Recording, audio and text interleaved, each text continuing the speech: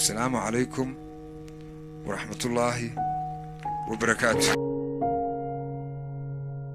لما هادليا سياسيين لما هادليا دد kala ujeediya afkaara lama hadlayo taageerayaal urur taageerayaal kooxeed taageerayaal gobol taageerayaal xisbi waxaan la hadlayaa rajo waxaan la hadlayaa iftiin waxaan la hadlayaa mustaqbal in badan oo idinkoo kala ayaan jaaniska iyo fursadaha ay hesheen aan helin maalmaha iyo marxaladuhuna soo dhaweyn in badan oo idinkoo kala ayaan waqtigu saacidin waradaad waxbarasho bilaasha hesheen haddaad dooniyo dheef iyo hoy bilaasha hesheen dhalinyaro fara badan oo da'diina ah oo jeclayd inay waxbartaan noloshana tadawur iyo horumar ka sameeyaan ayaan riyadoodu u rumoobin oo ku nool dhulka Soomaalidu degto oo barkoodna dawlad la'aan ay heshay barkoodna dawlad xumo heshay 2022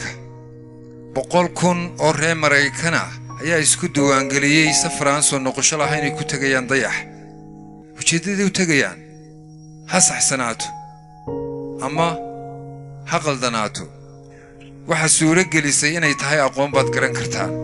aqoontu waa ta keentay laba wiil oo hooyo iyo aabba wada dhaleen in midna naftiisa aan waxba laga weydiin midna dunida wax laga weydiiyo aqoontu waa ta keentay in koonku noqdo maqsin intaas oo dhan waxa kaliya idinka xiga waa aqoon iyo dadaal Soomaaliduna waxay ku mahmaadaan ninkan taa ka dhididin taasuu ka dhididaa oo macnaheedu yahay ninkan maskaxda ka dhididin muruqo ka dhididaa marka damaca qayrka yahay dunidan maare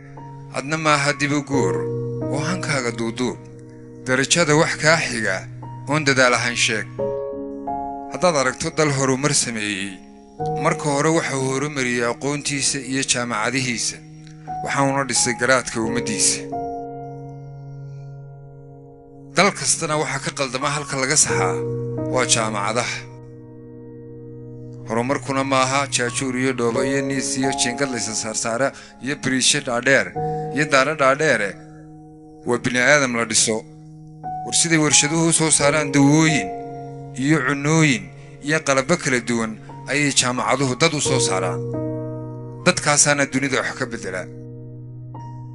ilaahayna quraankiisa waxa uu ku yiri allama bil qalam allama al insana ma lam ya'lam roobka iyo raxmadda ilaahay shuba ee cirka uu ka keenaa badda iyo bariga si isku mid ay ugu daan bariga ama dhulkase waxay ka soo saaraan nabaad iyo dog xataa haddii ay ciidu qallasho balse biyaha roobka ee ilaahay cirka ka keenaa biyaha badda ee dhanaan waxba kama bedelaan adigana noloshaada cid kale waxba ka bedeli mayso haddaan aqoontu kaa bedelin adnaana isbedelin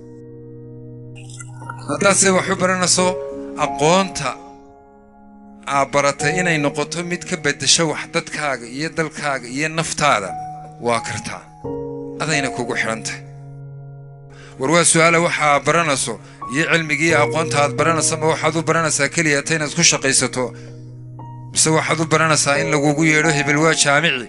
mise waxaad u baranaysaa in aqoontaasi dadkaaga iyo dalkaaga wax ku soo biiriso saddexda jaanisba haddaad wax u baranaysaan saddexdiiba wada haysaan haddaad wax u baranayso in hebel waa jaamici iyo waa aqoonyahan lagugu yeedho tuulada yar aad ka timid iyo magaalada aad joogto maqaaxiyaha ku yaala subax hore ku soo kala tay dheer iyo faylna soo qaado dadkuba ay ku odhan qof kasta oo xorriyadda u halgamaa si uu xorriyadu ugu noolaado dhimashu u badheedhaa qof kasta oo nabadgelyo u halgamaana si uu nabadgelyo ugu noolaado naftu u huraa qof kasta oo nolol wanaagsan u halgamaana si uu nolol wanaagsan ugu noolaado waxbuu u bartaa warsidii xafladda aroosku ku xasuusinayso dhalaalka iyo hawooyinka nolosha aaskuna ku xasuusinayo in aakhira jirto noolana dhintay yahay adigana maalin maalmaha kamid ah wadku kugu soo xaadirayo aqoontu ku xasuusiso in dalkaaga iyo dadkaagu kamid yihiin dunida saddexaad oo dama adiguna iftiin iyo tooshiya nal daaraad u tahay